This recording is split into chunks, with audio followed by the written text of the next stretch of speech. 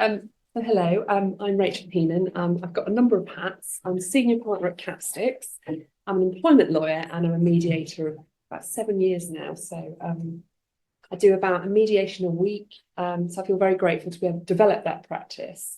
And it's a wide range of things, not just employment issues.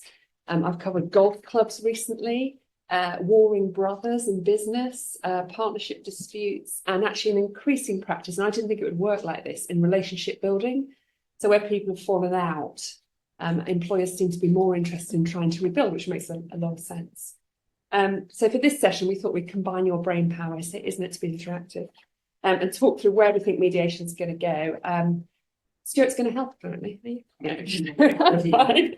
But thank you to Stuart. I don't think we've said it, for all the efforts you put into Mediator Locator and getting us all together today, because the presentations so far have been brilliant. So I thought I'd look at, having trawled through all of the information, where we think the trends are going to go over the next 12 months or so. And I think it might be helpful for our practices as well. Obviously, a rise in compulsory mediations, probably not quite yet. Given the super dry case is probably the only reported one, unless anyone else has got anything else. But it's definitely going to start to take off, I think, isn't it? I think that's the general. And then the second thing is around, potentially a rise in cost sanctions for people refusing to mediate or failing to engage meaningfully, although I question what the evidence you'd need for that in a disputed matter. But I assume no one's had a cost sanction in anything they've been involved in yet. Claire's brilliant presentation around digital platforms. We've all done Teams and Zoom and whatever, but is anyone using anything else that this group should know about and should share? I think we're just doing the basic stuff. Is there anything interesting that we've missed? Tim? I forget the exact name in a moment, but it's a type of mediation which cuts straight to the chase, and it's simply about horse trade. Okay. And like a bidding auction. It's a bidding mediation, and it's very, very short. Costs about 200 quid. But I've done it twice, and both times it's settled. Oh, I could do it with my children over pocket money and stuff, couldn't I? It's for sophisticated dispute resolvers. Clients who just want to get cut to it. But you put in. It involves a mediator, but he's just there as a robot, really. So you put in your first bid, and the opponent puts in their first bid, and if there's a match, great, you've settled. Very unlikely, but then there's a second bid process, and then if that doesn't settle, you go to the third bid, and then the mediator asks how far apart you are. Deadlock moments to say stop messing around everywhere. Can do, but it became quite prevalent in COVID. Yeah. But it's not for the faint-hearted. No. What does the mediator actually end up doing? Is it something that would be fully automated with AI, or would you still need the mediators? I think it needs a little bit of mediation. Humanity. It still needs a little bit of emotion, empathy. But I mean, theoretically, why delegate to a robot? Why choose you? Yeah. I'll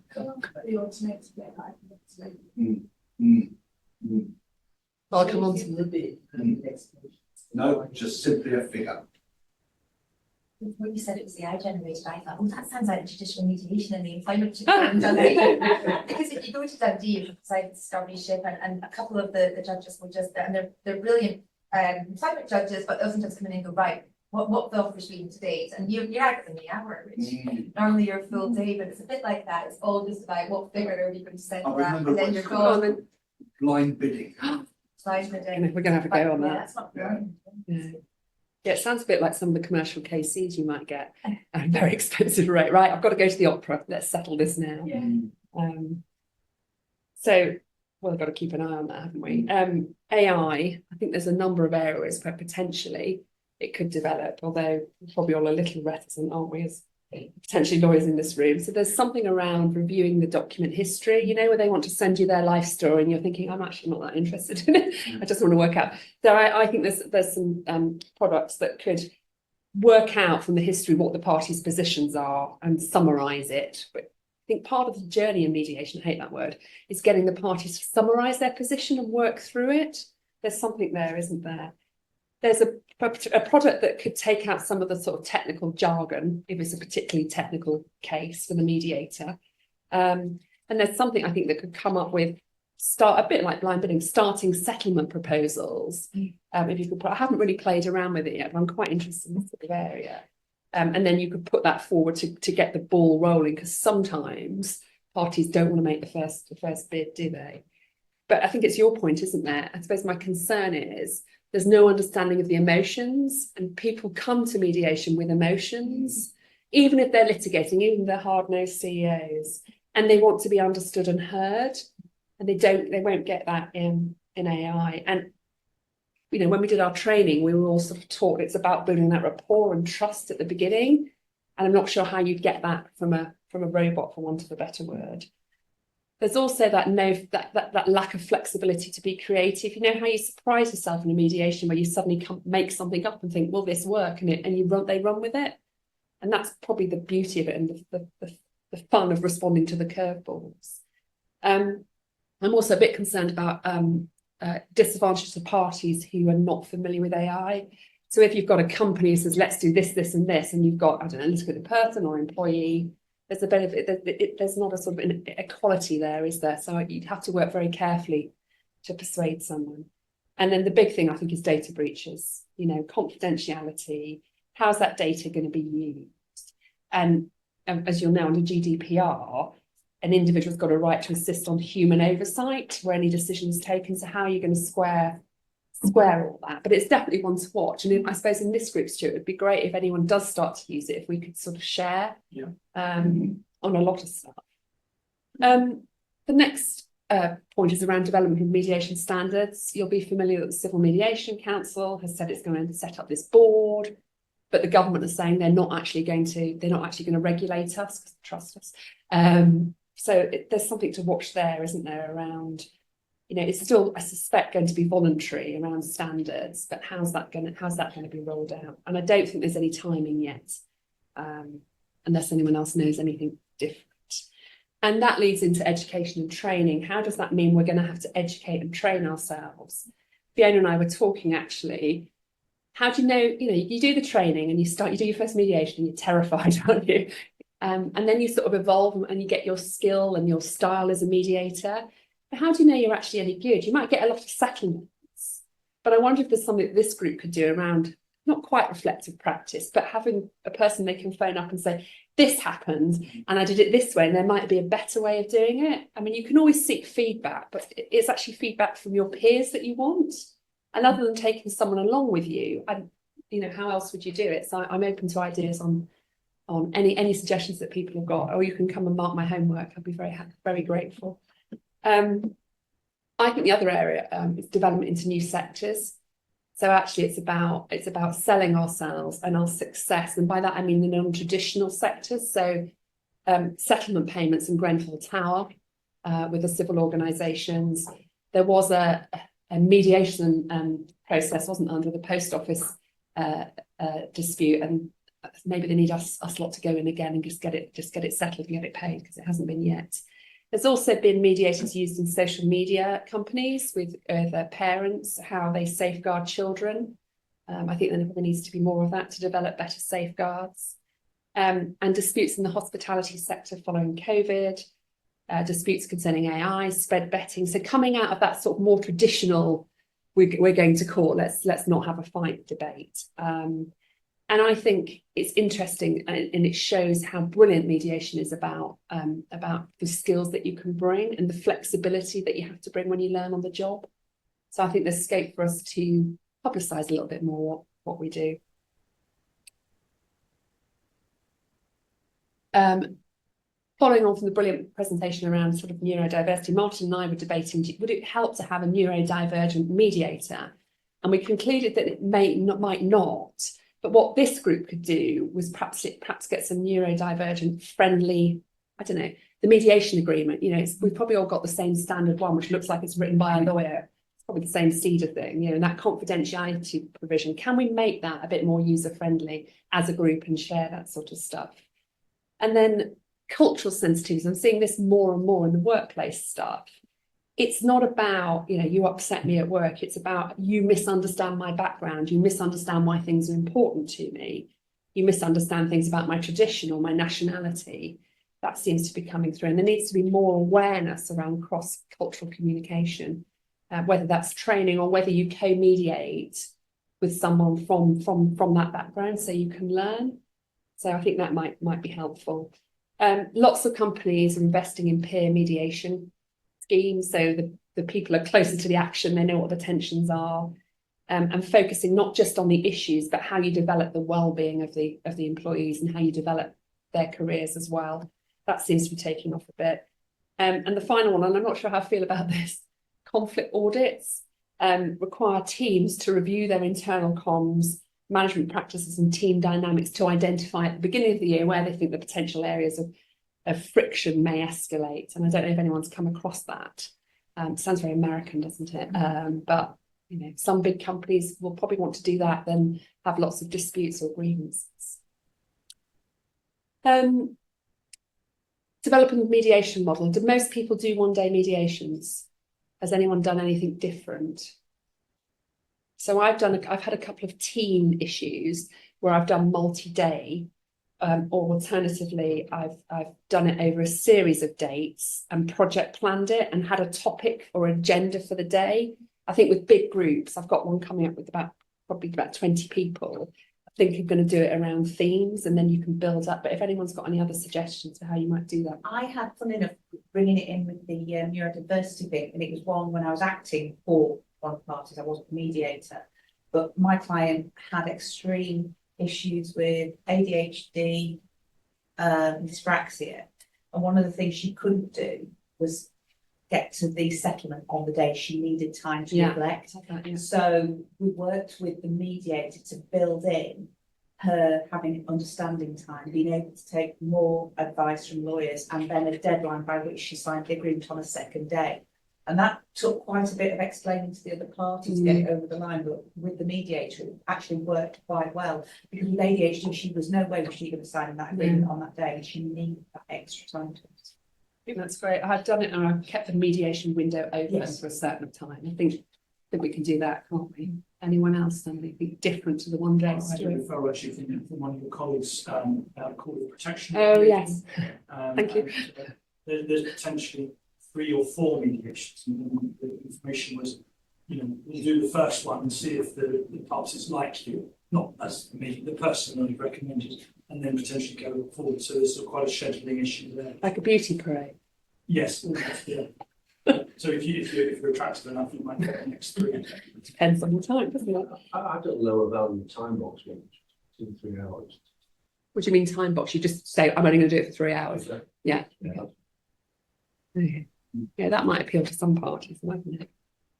I also find that shareholders' disputes could really benefit from 2 days. First day being you just hammer down the heads of terms, and then the second day, even like a month afterwards, to settle the settlement agreement. Yeah. Do most people do agendas before their mediation?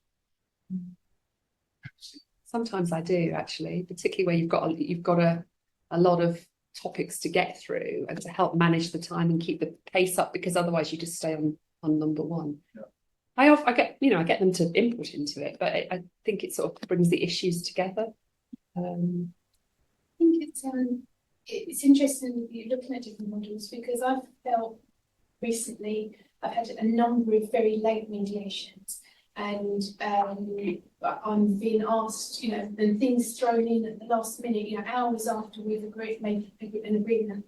And I think it's really unfair on the solicitor to work under such pressure, so late at night, to get it over the line. And if there was a model, you know, where you work on heads of terms on the first day and do the drafting on the second day, that sounds much better. Yeah, I'm sure you're able to do that. I don't think it's about what the parties agree. No one even thinks the drafting is going to take that long, do I know. Always does though, isn't it? So the party, the difficulty with that is that I will actually often suggest to mediations to the other party, And because the mediators will often make you pay for both days and funds, there's a lot of resistance to it. And I think it would be helpful that there could be more flexibility around the modules. I mean, I don't think it helps that often I find that the other side anyone's, you know, 1 to 5 people who are probably the busiest people in the country and won't, you know, go for other people. But I think What field is it in? general commercial litigation. Yeah. I think, you know, more innovative fee models would help you be able to, you know, go To sell it, right, yeah. Has anyone done co-mediation with another mediator? Because I think that's my next step of these big groups. So if anyone has anything they'd like to share about how you make it work, I think it's about a fit between the mediators as well, isn't it? And sharing best practice, just seeing firsthand how another mediator works and building network, because there are so many advantages to it. But it's usually in your own time, non-paid in my experience. Yeah, I can see We work with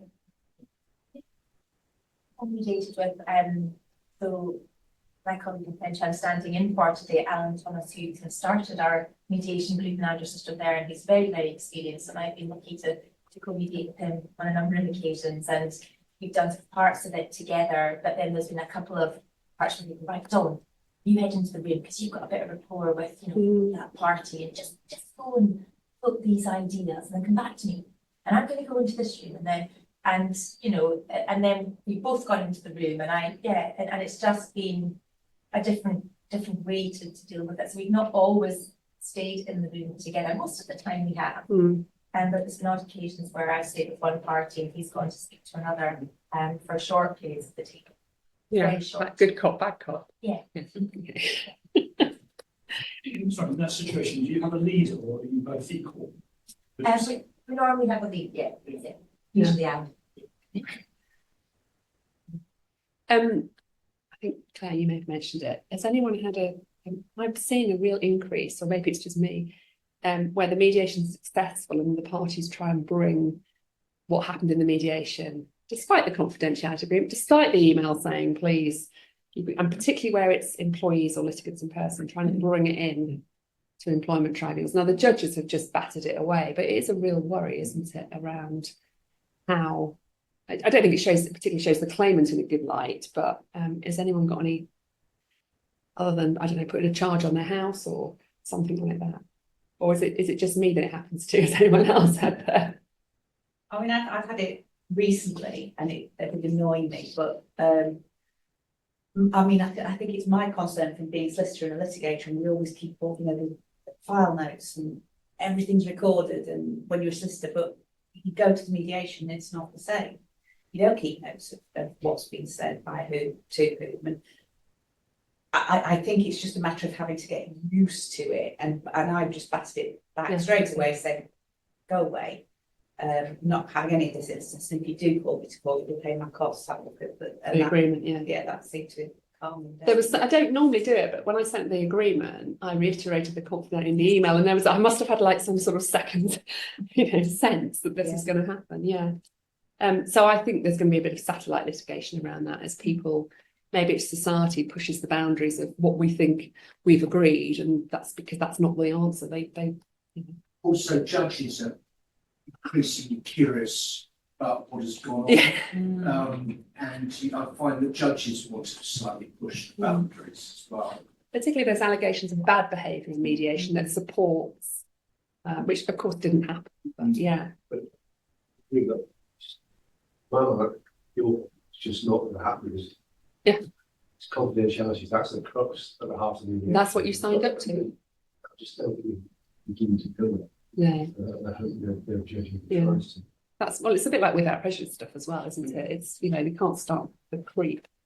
Anyone ever been asked to mediate over disclosure? That was a question I got the other day as part of the process. So the parties couldn't agree on what should be disclosed. So actually the judge said, well, why don't you get a mediator rather than, I don't want to order it, but I was like, okay, that's the new one on me. But I wonder whether, because of the compulsory nature of mediations now, we're going to get more of that.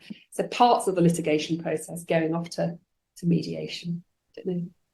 Sometimes this job surprises me every day with new and creative things. And then the final thing is around data. I mean, Stuart, you had some interesting data on percentage of mediations that settle. I think it would be useful for this group to try. I mean, where do you go for that sort of data on? How do you gather data on trends and an effectiveness? Will this be part of the standards body? Can we do something around it? I mean, I got that information from the report on Messina. Yeah. Back in 2020. Well, they would say that, wouldn't they? It's their annual. Yeah. It is, yeah. Fairly constant. I think that one of the latest one I've seen, I looked on. But they don't oversee all mediations, do they? So how do they? Yeah. CNC website. If you submit it as part of collects the data as part of the voluntary accreditations, isn't it? You have to do a certain number a year, but yeah. Well, no, they don't have a survey. Yeah. It's government collect more specific. Yeah. There's something there, isn't it? Is there anything else? Have I missed anything? It was actually really interesting. Some stuff I hadn't thought of. Does legal costs mediation. Oh yeah. Which is very interesting. I haven't had any cases referred to me yet, but obviously when a law firm, particularly a large, when parties maybe have professional in-house lawyers reviewing fees, and they start pushing back on the fees. The law firm's not going to want to necessarily have a full-scale dispute over the fees. They're going to want to resolve this amicably. So there's potentially a scope for mediation in legal costs, which I think is quite interesting. And obviously to avoid any cost tiering for a cost master as well. I don't know whether cost masters will start pushing things off to mediation, but I think there's potential big area there. Yeah. Practicing referrals and that. Yeah, those sort of discrete areas, a bit like disclosure, where you can get it, Absolutely. Definitely. Anything else from anyone else? I've got one at the moment, which is coming out of extreme circumstances. But Tell us more. I'm absolutely passionate about media. I think mediation could solve everything. Yeah. Right. But this one is a claimant administrator claims that my client, former directors, have sold the business out from under. It's not a usual claim. And my clients deny the claim. Something in it. Nevertheless, the business which is being sold under is just about to be listed on the New York Stock Exchange. And if it is listed and if it goes through, then it's going to realise an enormous amount of money, which we say would not be realised if it is listed, and it won't be listed if we have to reveal the dispute. And so we've gone to the other side and say, look, this is crying out for an urgent mediation because there is a 90% prospect of success, according to C. And the other side have rejected an early mediation out of hand. Now, we don't. The first thing is there an actionable tortious duty to mediate? And that's a developing part of law. And secondly, could you get an urgent interim mandatory injunction to mediate? So those are, just putting it out there. Exciting, wouldn't it? We don't win, but Yeah. I think that the way judges are going means that there's a fair wind behind you if somebody's refusing to mediate. I know one of the mediators we have on the panel, Jeff Lewis from Bradners, sits as a DD deputy judge. And when I spoke to him, he said that a lot more information now is coming through the Judicial Appointments Commission and the bodies that govern the judges pushing to promote mediation. So the message is definitely getting through at that level as well. And obviously, cases. So there's more. He said it would be, say, 5 years ago, you'd be before the judge and they sort of inquire, have you parties considered mediating? And the barristers will run for go, absolutely, yes, we've given it full consideration. He said now it's saying, have you considered me? Well, yes. He goes, well, what evidence do you put before me to prove that? Okay. So that's a bit of a sea change as well, which is quite interesting. So he said that he feels that there's going to be a lot more pressure from the judiciary, which I'm pleased about. Thank God the super dry case settled. Absolutely. Imagine if it hadn't. Yes. There we go. Thank you very much. I look forward to working with you all.